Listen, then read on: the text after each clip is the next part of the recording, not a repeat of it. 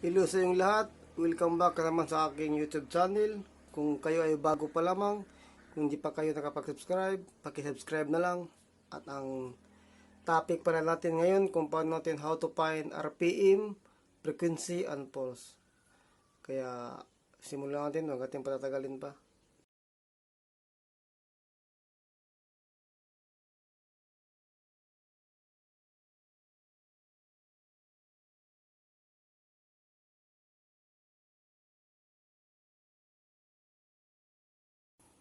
Kaya ang topic natin ngayon ay kung paano natin makukuha ang RPM, di ba? Napaka-common, basic no sa mga nag-aaral sa motor rewinding at saka sa mga motor control. Pero siguro may hindi pa nakakalam nito kaya gumawa ko itong video. Kung hanapin natin kung paano natin malaman ang RPM ng isang motor, madali lamang. Siyempre, mayroon naman sa nameplate, di ba? Kung minsan kasi nawawala sa nameplate, nabubura na, kaya ipakita ko lang, babalikan ko na lang, papakita ko sa inyo ang ito. Ito na bali yung formula. RPM is equals 120 times frequency divided by pulse. Halimbawa, kung ang given po natin ay pagpalagay natin ang pulse, halimbawa, ang given natin 60 Hz kasi nasa Pilipinas tayo, di ba? Tapos yung pulse niya ay 4 pulse yung motor nakasulat doon. Pero hindi natin alam kung ano RPM kasi nabura, di ba? Pagpalagay na lang natin na nabura. Kaya ito ang gagamitin natin. Pwede RPM is equals 120 times frequency divided by pulse. Gamit tayo ito equals 120 times, dahil sa nandito tayo 60 Hz. 60 Hz kung depende sa motor kung ano nakikita natin doon, kasi mayroon kasing iba 50 Hz yung nabili sa ibang bansa, tapos 50 Hz pala, kaya ito ang given ko ay 60 Hz ang ginamit ko.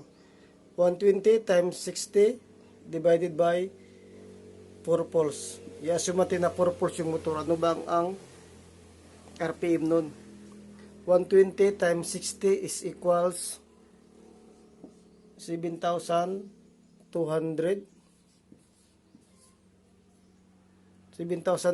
divided by 4, ang lalabas niyan ay 1,800. Ito po ang RPM ng motor. Ganyan lamang, no? Babalikan natin. 120 times frequency divided by pulse. 120 times 60 divided by 4 pulse, kaya ang lalabas nito ay 7,200 divide 4 equals 1,800. Ito na yung RPM niya. 1,800 RPM. Pag no load po ito, no load. Halimbawa kasi kung minsan ang nakasulat sa motor ay may load na, minsan kung makikita nyo 1,750 na lamang. Pero pasok pa rin tayo sa pinakamalapit tayo, no? Kasi ito no load to eh.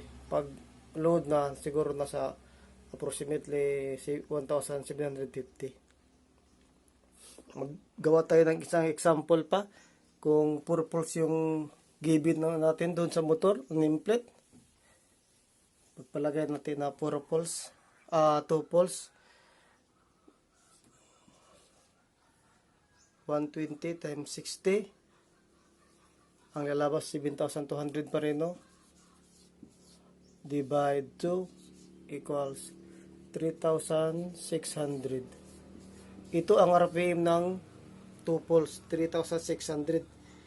Kung matatandaan natin, pag liliit yung pulse, nagiging 2 pulse na lang, magiging high speed siya. Pag tataas, mas tataas yung, pagtaas ang pulse, mas mahina ang RPM.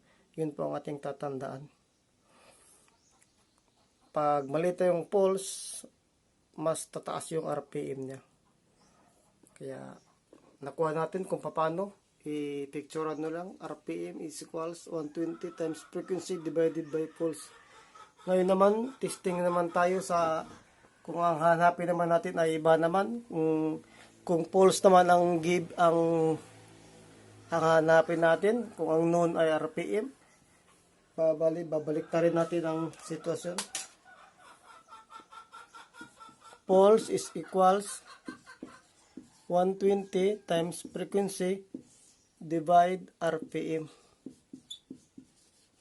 Ganun lamang siya. Kung halimbawa, 120 times 60 Hz pa rin ang gagamitin ito example. 120 times 60 divide 1,800 yung RPM niya. Yan lalabas.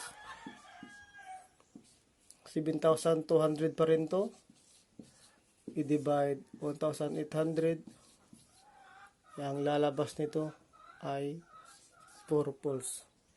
Ganun lamang kung pulse ang hanapin natin. Ito lang lagi tatandaan na formula.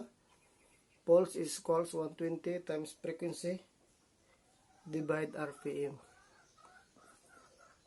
Ngayon naman pupunta tayo sa ang hanapin natin ay ang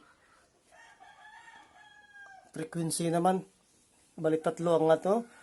Tatlo na ang matutunan natin ngayon.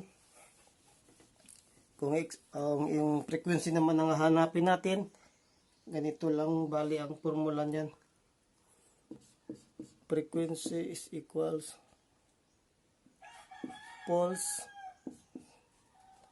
times RPM divide 120.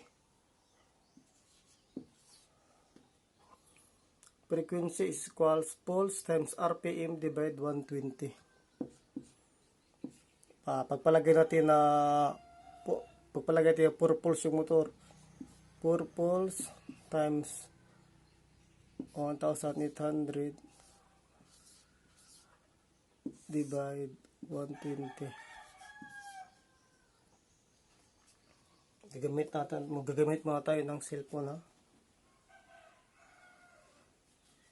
4 pulse ang motor, i-times natin sa ang RPM ng motor given ay 1,800, magiging 7,200. Tapos i-divide natin sa 120. Ay sorry na ano. Tika lang ba. 4 pulse times 1,800 divide natin sa 120. Kaya ang lalabas 60. Kung nakikita nyo, 4 pulse times 1,800 divide by 120, ang lalabas 60 Hz. 60 ang lalabas dito. Equal 60 Hz. Ganun lamang kadali, no? Sana ay sa maikling video na to ay mayroon kayong natutunan at sana ay nagustuhan yung video na ito. Yun lamang po at maraming salamat. Ingat kayo palagi. God bless.